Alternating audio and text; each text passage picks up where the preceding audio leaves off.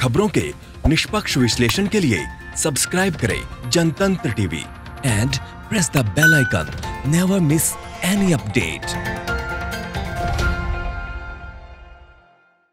नमस्कार, स्वागत है आपका हमारे इस खास बुलेटिन में। आपके साथ मैं हूं अंशिका पाठक। ये बुलेटिन कई मायनों में खास है। रिपोर्टर्स लाइव, इससे तो आप समझ ही गए होंगे, क्योंकि इस बुलेटिन में हमारे देश भर के रिपोर्टर्स हमारे साथ जुड़ते हैं, जो हर राज्य की बड़ी खबर आप तक पहुंचाते हैं।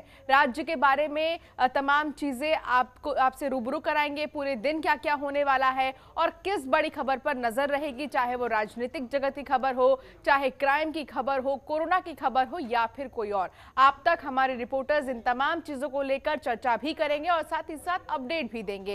राज्य में मौजूदा हालात कैसे हैं, क्या हो रहा है, इसके बारे में भी तमाम रिपोर्टर्स आपको बताएंगे। और सबसे पहले हम बात करेंगे उत्तर प्रदेश की, जहां राज्यपाल आनंदीबेन पटेल को मध्य प्रदेश का अतिरिक्त चार्ज सौंपा गया है। मध्य प्रदेश के राज्यपाल लालजी टंडन काफी समय से लखनऊ के मेदांता में भर्ती हैं, तो वहीं राष्ट्रीय जासूसी केस में एनआईए ने चंदौली और वाराणसी में छापेमारी की है। यूपी में फर्जी शिक्षकों को हटाने के लिए मंडलावार समीक्षा भी की जाएगी। तो ये तमाम बड़ी खबरें हैं उत्तर प्रदेश की, और इस पर ज्यादा बातचीत के लिए पंकज चतुर्वेदी हमारे संवाददाता हमारे साथ जुड़ गए हैं। उनसे हम बातचीत करेंगे। पंकज, क्या कुछ जानकारी मिल रही है इन खबरों को लेकर? इनके अलावा क्या कुछ बड़ी खबरें हैं?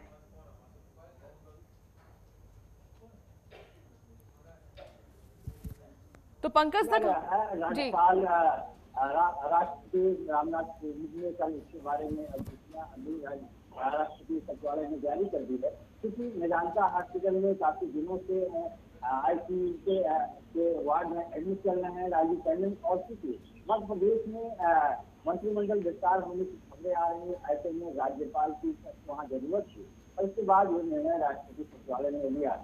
दूसरी तरफ उत्तर प्रदेश में कोरोना को लेकर के आज मुख्यमंत्री अभी 11:30 बजे करीब बैठक करने जा रहे हैं, जिसमें उन सभी मुद्दों पे चर्चा करेंगे, कैसे निपटा जाए, क्योंकि उत्तर प्रदेश में 22,000 से ज्यादा केस सामने आए हैं, इसको कैसे रोका जाए और टेस्टिंग कैसे ज्यादा बढ़ाई जाए। हालांकि 20,000 बढ़ाकर के अब तक कर दी गई है, लेकिन कल तक यानी 30 जून तक उत्तर प्रदेश में 25,000 तक के आंकड़े करने के लिए जो टेस्टिंग का है वो बात मुख्यमंत्री ने की है। अब देखना ये होगा कल तक उत्तर प्रदेश सरकार कितनी टेस्टिंग प्रतिदिन करा लेती है। दूसरी तरफ एटीएस ने जिस एक आतंकी को पकड़ा है, जिसका कनेक्शन था, उसको लेकर के चंदौली गई थी, वहां उनके परिजनों से पूछताछ की गई है। खबर ये भी है कि बनारस में भी कुछ लोगों से पूछताछ की है। इन चीज़ों को लेकर के लगातार लखनऊ में चूंकि रिमांड पे लाए गए थे, लखनऊ में भी पूछताछ हुई थी और उसके बाद परिजन ले जा करके वहाँ खास करके चंदौली के साथ साथ बनारस में भी कुछ लोगों से पूछताछ की है। दूसरी तरफ भारतीय जनता पार्टी की प्रदेश कार्यकारिणी की अब तक चूंकि नए अध्यक्ष आने के बाद अब तक घोषित नहीं किया गया है। आज संभावना जताई जा रही है आज या कल तक या फिर 1 जुलाई तक हर हाल में भारतीय जनता पार्टी की प्रदेश की लिस्ट आ जाएगी, जिसमें कई लोग जो मंत्री हैं या आयोग के पदों पे हैं उनकी छुट्टी हो सकती है और नए लोगों को मौका दिया जा सकता है। साथ साथ कुछ लोगों का प्रमोशन तथा कुछ लोग राष्ट्रीय टीम में भी भेजे जा सकते हैं। अंशिका जी, तो ये अहम खबरें उत्तर प्रदेश की हैं और इन पर विस्तार से जानकारी दे रहे हैं आपको पंकज चतुर्वेदी हमारे संवाददाता। उत्तर प्रदेश की तमाम अहम खबरें थी, इस पर और भी हम चर्चा करेंगे, लेकिन अब सीधा हम रुक करेंगे छत्तीसगढ़ की ओर, जहां पेट्रोल डीजल के बढ़ते दामों को लेकर कांग्रेस प्रदर्शन करेगी। तो वहीं भूपेश बघेल ने चीनी कंपनियों के पीएम केयर्स फंड में डोनेशन देने को लेकर निशाना साधा है, तो वहीं बीजेपी वर्चुअल रैलियों में कांग्रेस पर निशाना साध रहे हैं। तो लगातार आरोप और प्रत्यारोप का दौर जारी है और साथ ही हम ये भी देख रहे हैं कि पेट्रोल और डीजल को लेकर जिस तरीके से पूरे देश में जनता के अंदर गुस्सा है, ठीक वैसे ही विपक्षी पार्टियां भी तमाम सवाल उठा रही हैं। मनमोहन नेताम हमारे संवाददाता हमारे साथ जुड़ गए हैं ज्यादा बातचीत के लिए। मनमोहन, क्या जानकारी मिल रही है इन खबरों को लेकर? इनके अलावा क्या कुछ बड़ी खबरें हैं छत्तीसगढ़ की? देखिए अंशिका, सबसे पहले तो हम बात करते हैं कोरोना की। छत्तीसगढ़ में प्रतिदिन कोरोना का कहर जारी है और जो आंकड़ा है वो प्रतिदिन दिन ब दिन बढ़ते जा रहा है। कल ही 62 नए मामले देखने को मिले हैं और अब तक जो आंकड़ा है वो 2654 पहुंच चुका है। बता दूं कि छत्तीसगढ़ में जिस तरीके से कोरोना का ग्राफ प्रतिदिन बढ़ रहा है और कल सबसे ज्यादा यहाँ पर मामले देखने को मिले राजनांदगांव जिले में, और राजनांदगांव में 25 कोरोना के नए मामले देखने को मिले हैं। तो इसके साथ मैं बता दूं कि छत्तीसगढ़ का राजनांदगांव हॉट स्पॉट बन गया है और अब तक छत्तीसगढ़ में कोरोना से 13 लोगों ने जान गंवा चुके हैं। तो छत्तीसगढ़ में कोरोना का संकट से छत्तीसगढ़ जूझ रहा है और कहीं ना कहीं आगे यह भी विकराल रूप ले सकता है, क्योंकि जो प्रवासी मजदूर पहुंचे हैं, प्रवासी मजदूरों में सबसे ज्यादा कोरोना का यहाँ पर मामला देखने को मिल रहा है। अगली बात बता दूं कि छत्तीसगढ़ में जिस तरीके से बीते दिनों जो युवा कांग्रेसियों ने प्रदर्शन किया था, तो आज पूरा जिला मुख्यालय में प्रदेश कांग्रेस के द्वारा धरना प्रदर्शन किया जाएगा केंद्र सरकार के खिलाफ। क्योंकि यहाँ पर पेट्रोल एवं डीजल के दाम बढ़े हैं और पेट्रोल एवं डीजल के दाम बढ़ने के कारण यहाँ पर आंदोलन कर रहे हैं कांग्रेस के जरिए, और कांग्रेस यहाँ पर आज प्रत्येक जिला मुख्यालय में आंदोलन करेगी एवं प्रदेश के जो देश के जो पेट्रोलियम मंत्री है उनका पुतला भी दहन कर सकते हैं। इसके साथ वो राज्यपाल के नाम यहाँ पर ज्ञापन सौंपेगी। अगली बात बता दूं कि छत्तीसगढ़ में जिस तरीके से भाजपा ने वर्चुअल रैली निकाली कल आयोजित की थी, और वर्चुअल रैली में जिस तरीके से मध्य प्रदेश के मुख्यमंत्री शिवराज सिंह चौहान भी भाग लिए थे और उन्होंने छत्तीसगढ़ के सीएम भूपेश बघेल को उन्होंने बयान दिया है। उनका बयान आया है कि भूपेश बघेल मध्य प्रदेश से कुछ सीखें। ये बयानबाजी आ रही है मध्य प्रदेश के मुख्यमंत्री शिवराज सिंह चौहान के द्वारा। बता दूं कि उसमें उन्होंने अन्य जो भाजपा के नेता हैं डॉक्टर रमन सिंह, सरोज पांडे एवं विष्णुदेव साय, उन्होंने भी यहाँ पर जिक्र किया है छत्तीसगढ़ में जिस तरीके से कोरोना काल में छत्तीसगढ़ की सरकार विफल है। तो ये आरोप प्रत्यारोप का जो दौर है ये लगातार जारी है। और इस पूरे आरोप के दौरान बता दूं कि जो वर्तमान पीसीसी चीफ हैं मोहन मरकाम, उन्होंने भी बयानबाजी दिया है कि भाजपा के द्वारा जिस तरीके से वर्चुअल रैली पूरी तरीके से फ्लॉप हो गई, तो छत्तीसगढ़ में इस समय हाई प्रोफाइल राजनीति देखी जा रही है। इसके साथ बता दूं कि छत्तीसगढ़ के जो सीएम है भूपेश बघेल, वो ग्राम पंचायत एवं नगरीय निकाय में किस तरीके से यहाँ पर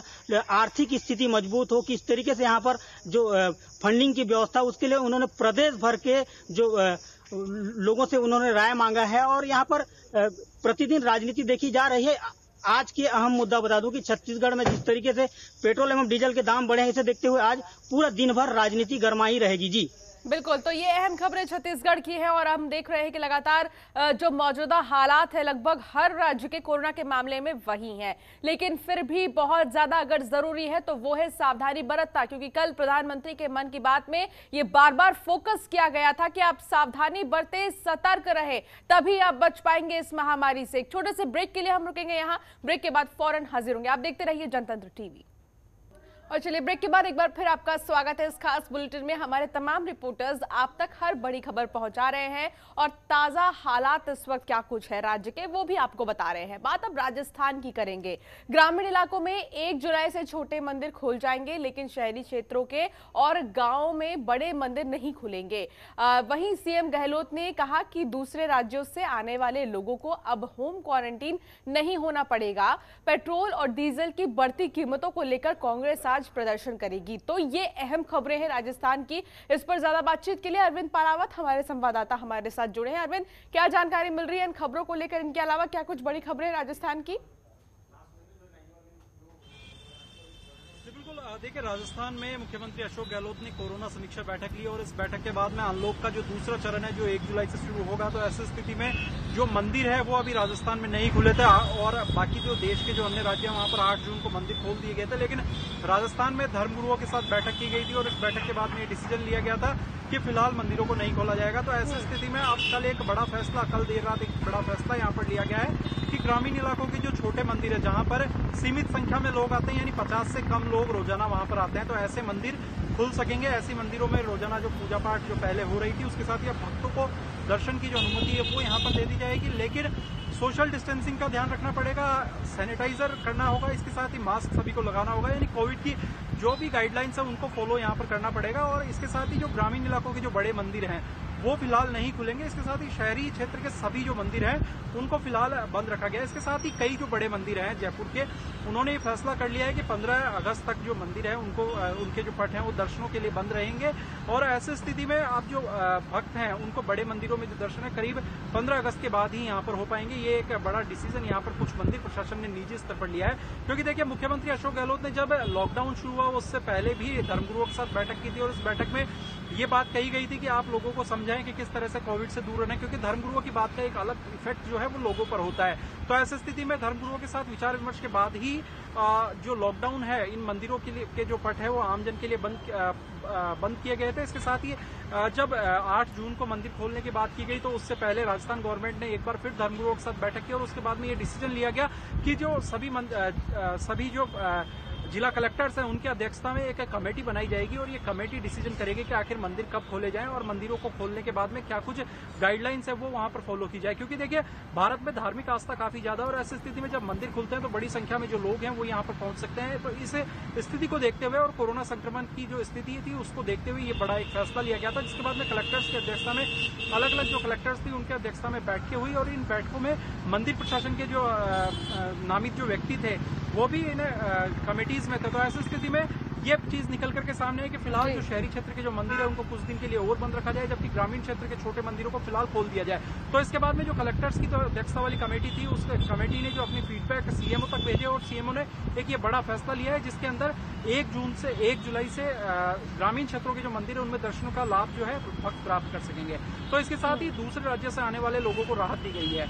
जी हाँ, दूसरे राज्य से जो लोग आ रहे थे उनको 14 दिन के क्वारंटाइन का एक होम क्वारंटाइन का एक पीरियड उनको कंप्लीट करना था और ऐसी स्थिति में यदि उसको वे फॉलो नहीं कर रहे थे तो उनके खिलाफ कार्रवाई भी हो सकती थी। तो ऐसी स्थिति में अब सीएम ने ये एक राहत दे दी है कि होम क्वारंटाइन 14 दिन का जो है वो कंपलसरी नहीं होगा दूसरे राज्य से आने वाले लोगों के लिए। हालांकि सीएम ने ये अपील की है कि लोग स्वेच्छा से होम क्वारंटाइन रहे और स्वेच्छा से होम क्वारंटाइन रहकर जो कोरोना के नियम हैं उनको फॉलो करें। तो इसके साथ ही कांग्रेस पार्टी की ओर से आज प्रदेश भर में जगह जगह पर पेट्रोल और डीजल की बढ़ती कीमतों को लेकर विरोध प्रदर्शन किया जाएगा और जयपुर कलेक्ट्रेट पर भी ये विरोध प्रदर्शन होगा, जिसमें कांग्रेस के जो मंत्री है खुद कांग्रेस प्रदेशाध्यक्ष सचिन पायलट है वो यहाँ पर मौजूद रहेंगे और सुबह 10 बजे से 12 बजे तक ये प्रदर्शन होगा और इस दौरान जो जिला कलेक्टर्स हैं उनको ज्ञापन भी सौंपा जाएगा राष्ट्रपति और प्रधानमंत्री के नाम, क्योंकि लगातार पेट्रोल और डीजल की कीमतें बढ़ रही हैं। तो ऐसी स्थिति में जगह जगह पर विरोध प्रदर्शन हो रहे हैं और ऐसी स्थिति को देखते हुए अब ये एक बड़ा फैसला जो कांग्रेस पार्टी है उनकी ओर से लिया गया है। लेकिन यहाँ पर एक और बड़ी चीज है कि जो कांग्रेस पार्टी है यहाँ पर राज्य में 2 बार वेट बढ़ा दिया गया जबकि कांग्रेस की गवर्नमेंट है। तो ऐसी स्थिति में कहीं ना कहीं ये भी एक सवाल उठता है कि आखिर एक और तो कांग्रेस पार्टी बात कर रही है कि जो पेट्रोल और डीजल के दाम हैं उनको कम किया जाए, दूसरी ओर अपने ही राज्य में जहां पर कांग्रेस की सरकार है वहां 2 बार वेट बढ़ा करके जो कीमतें हैं उनमें इजाफा किया गया। तो आखिर आप केंद्र से तो उम्मीद कर रहे हैं कि उनको राहत दी जाए, लेकिन राज्य सरकार भी तो जनता को इन सब के बीच में जनता पर दोहरी मार पड़ रही है। एक तो वैट और ऊपर से पेट्रोल और डीजल की कीमतों में जो इजाफा हो रहा है उसको लेकर सबसे ज्यादा परेशान है जनता। अरविंद, मैं दोबारा आपके पास आऊंगी, लेकिन उत्तर प्रदेश की भी हम बात कर लेते हैं।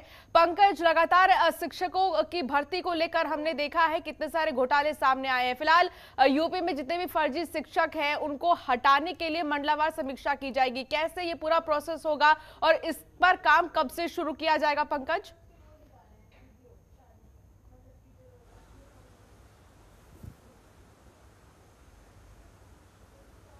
तो पंकज तक हमारी आवाज नहीं पहुंच पा रही है, दोबारा संपर्क साधने की कोशिश हम करेंगे। लेकिन छत्तीसगढ़ हम सीधा चलते हैं, वहां पर बातचीत करेंगे। मनमोहन निताम हमारे संवाददाता हमारे साथ बने हैं।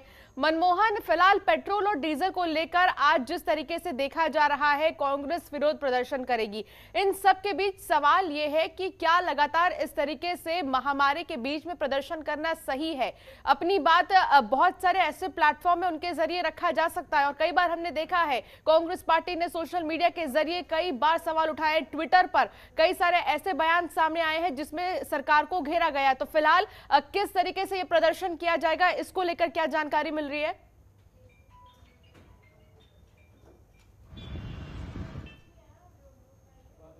किस तरीके से कांग्रेस पार्टी यहाँ पर प्रदर्शन करती है, क्या सोशल डिस्टेंस का पालन करती है या सोशल डिस्टेंस की जिस तरीके से धज्जियां उड़ाई जाती है, या तो आने वाला समय बताएगा, देखने वाली बात होगी। लेकिन प्रदेश सरकार केंद्र सरकार के खिलाफ लगातार अपना यहाँ पर विरोध प्रदर्शन कर रहा है। जिस तरीके से पेट्रोल एवं डीजल के दाम में वृद्धि हुई है और वृद्धि होने के बाद यहाँ पर आक्रोश हुए हैं यहाँ पर राज्य में कांग्रेस पार्टी, और कांग्रेस पार्टी का कहना यह है कि यहाँ पर पूर्व में जिस तरीके से पेट्रोल एवं डीजल के दामों में वृद्धि हुई थी, तात्कालीन समय कांग्रेस की सरकार केंद्र में थी, उस समय जब प्रदेश के वर्तमान पूर्व मुख्यमंत्री डॉक्टर रमन सिंह एवं बृजमोहन अग्रवाल साइकिल यात्रा किए थे, तो अब वो साइकिल यात्रा काहे नहीं कर रहे हैं, ये इनका वर्तमान में बयान है। मैं बता दूं कि छत्तीसगढ़ में जिस तरीके से अभी वर्तमान में कृषि कार्य होने और कृषि कार्य में लगातार मशीनों का उपयोग होता है और मशीनों में पेट्रोल डीजल की आवश्यकता होती है, लेकिन वर्तमान में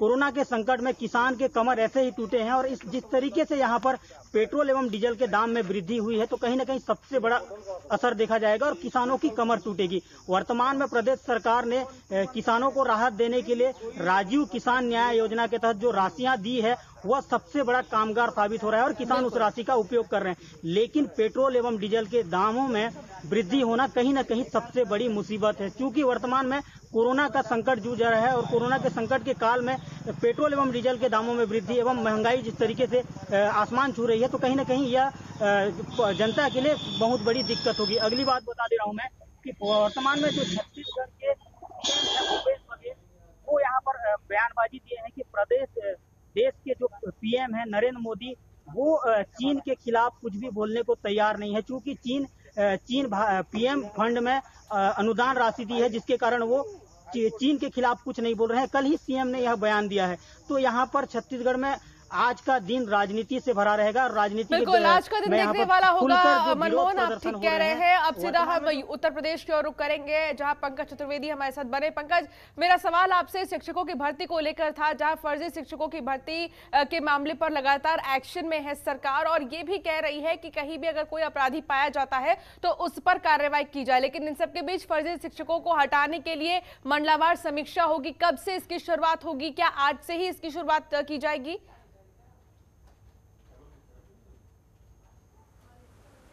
देखिए, जब पूरा प्रकरण सामने आया था अनामिका शुक्ला के साथ साथ कई और शिक्षकों की चाहे फर्जी मार्कशीट हो, यह एक जगह से कई जगह नियुक्ति का मामला हो, उसके बाद मुख्यमंत्री ने निर्णय लिया था प्राथमिक ही नहीं माध्यमिक और उच्च शिक्षा के सभी अध्यापकों की या प्रोफेसर की जो मार्कशीट होगी, जो पेपर होगा, उसका सत्यापन कराया जाएगा।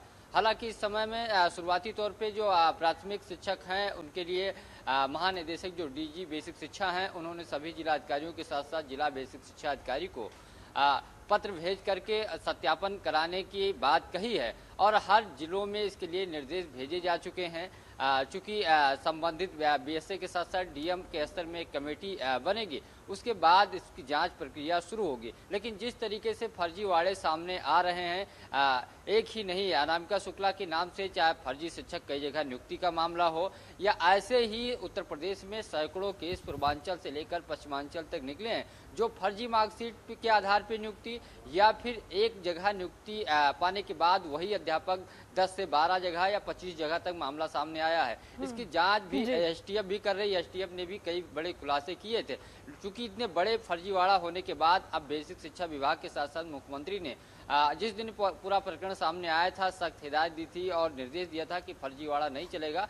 जो भी इसमें फर्जी करके मार्कशीट लगाई है उसको तो कार्रवाई होगी। इसके साथ साथ जो अधिकारी या जो भी इसमें गैंग शामिल होगा उन किसी को बख्शा नहीं जाएगा। तो अब इन सभी अध्यापकों की मंडलावार बाकायदा रिपोर्ट तैयार सत्यापन किया जाएगा। रिपोर्ट तैयार करके शासन को भेजी जाएगी और जिससे जो फर्जी शिक्षक हैं या फर्जी मार्कशीट या आरक्षण की या मार्कशीट की या अन्य कागजात जिन्होंने फर्जी लगाया है उनके ऊपर सरकार कार्रवाई कर सके। इसके लिए प्राथमिक शिक्षा में शुरू हो चुका है। आने वाले समय में माध्यमिक और उच्च शिक्षा में भी इसका सत्यापन शुरू होगा। हालांकि कुछ जगह से उच्च शिक्षा में विरोध की भी खबरें आ रही हैं, लेकिन प्राथमिक शिक्षकों की सत्यापन का कार्य जल्द शुरू हो जाएगा। तो ये अहम जानकारी दे रहे हैं पंकज शिक्षकों के मामले को लेकर, शिक्षक भर्ती के मामले को लेकर और साथ ही साथ अभी फिलहाल जो एक मंडलावार समीक्षा की जाएगी इनको हटाने को लेकर, इसके बारे में भी विस्तार से आपको पंकज बता रहे थे। राजस्थान अब रुक करेंगे राजस्थान की ओर। राजस्थान में भी कई बड़ी अहम खबरें हमने आपको बताई। 1 जुलाई से छोटे मंदिर खुल जाएंगे। इसके अलावा लगातार पेट्रोल और डीजल को लेकर हमने देखा है कि मांग उठती रही है कि इन बढ़ती कीमतों को वापस लिया जाए। आज अरविंद कांग्रेस प्रदर्शन करेगी, लगातार हम देख रहे हैं पेट्रोल और डीजल की कीमतों को लेकर। लेकिन इन सब के बीच फिलहाल राजस्थान में राजनीतिक माहौल कैसा है? फिलहाल लगातार क्या अभी सामान्य स्थितियां बनी है या फिर उथल पुथल की स्थिति देखी जा रही है? राजस्थान में यदि राजनीतिक माहौल की बात करें तो फिलहाल स्थिति ऐसी कोई उथल पुथल वाली नहीं है, लेकिन हालांकि जो राजनीतिक नियुक्तियां हैं और जो मंत्रिमंडल का विस्तार है उसको लेकर लगातार कयास जो है वो लगाए जा रहे हैं। और माना जा रहा है कि जो राजनीतिक नियुक्तियां हैं जिसमें करीब 2 दर्जन से ज़्यादा जो बोर्ड हैं, मंडल हैं, वहाँ पर जो नियुक्तियां हैं, राजनीतिक नियुक्तियां, वो अगले महीने में हो सकती है। तो ये एक बड़ी खबर यहाँ राजस्थान से है। लेकिन मंत्रिमंडल विस्तार को लेकर भी लगातार कयास लगाए जा रहे हैं, लेकिन मंत्रिमंडल विस्तार कब होगा इस पर फिलहाल संशय जो है वो बरकरार है। लेकिन राजनीतिक नियुक्तियों पर एक जो विवाद है वो कुछ दिन बाद में थम जाएगा, क्योंकि राजनीतिक नियुक्तियों को लेकर जो कार्यकर्ता हैं जिन्हें विधानसभा चुनाव में टिकट नहीं दी जाती है और बहुत से ऐसे कार्यकर्ता होते हैं जो पार्टी के लिए दिन रात मेहनत करते हैं, तो ऐसी स्थिति में इन कार्यकर्ताओं को राजनीतिक तोहफा देने के लिए राजनीतिक नियुक्तियों का एक प्रावधान होता है। और इसमें तमाम जो नेता होते हैं, तमाम जो बड़े नेता होते हैं, बड़े लीडर्स होते हैं, जिनका अपनी जो समाज में चाहे जनता के बीच में उनका प्रतिनिधित्व होता है, तो ऐसे लोगों को जो राजनीतिक नियुक्तियां देकर है उनको एक खुश करने का प्रयास यहाँ पर किया जाता है। तो राजस्थान में काफ़ी ऐसे बोर्ड है जहाँ पर अभी तक जो अध्यक्षों की नियुक्तियां नहीं हुई है, सदस्यों की नियुक्ति नहीं हुई, तो ऐसी स्थिति में अब अगले महीने की शुरुआत में हो सकता है कि जो 2 दर्जन के आसपास जो करीब 1.5 दर्जन के आसपास जो मंडल हैं, बोर्ड है, वहाँ पर ये नियुक्तियां हो सकती है, क्योंकि अभी काफ़ी कम नियुक्तियां यहाँ पर हुई है। इसके साथ ही यदि राजस्थान में कोरोना को लेकर यदि बात करें तो राजस्थान में कोरोना को लेकर राहत की बात यह है कि राजस्थान अब देश भर में 7वें पायदान पर यहाँ पर आ चुका है कोरोना को लेकर। जो पहले पिछले सप्ताह की यदि बात करें तो 5वें स्थान पर था, आज वो 7वें स्थान पर यहाँ पर पहुँच चुका है। तो राजस्थान के लिए राहत की बात है। हालांकि जो आंकड़े हैं वो करीब 17,300 के आसपास यहाँ पर हो चुके हैं, लेकिन एक्टिव केसेस की यदि बात करें तो करीब एक्टिव केसेस 3300 के आसपास यहाँ पर राजस्थान में रह गए हैं। हालांकि जो डेली जो मौत का जो आंकड़ा है वो यहाँ पर बढ़ रहा है। कल भी 8 लोगों की मौत राजस्थान में कोरोना से हुई, तो ये भी एक गंभीर स्थिति यहाँ पर है। लेकिन जो रिकवरी रेट है वो राजस्थान की काफी अच्छी है और ऐसी स्थिति में राजस्थान जो है वो 7वें पायदान पर है। तो ये भी बिल्कुल रिकवरी रेट के साथ साथ टेस्टिंग के मामले में भी राजस्थान की तारीफ हो रही है देश के हर कोने में कि लगातार टेस्टिंग की जो क्षमता है राजस्थान की वो बहुत ही बेहतरीन है। आप सभी रिपोर्टर्स का बहुत बहुत शुक्रिया इस तमाम जानकारी के लिए। और चलिए इसी के साथ बुलेटिन में फिलहाल इतना ही। आप देखते रहिए जनतंत्र टीवी। नमस्कार।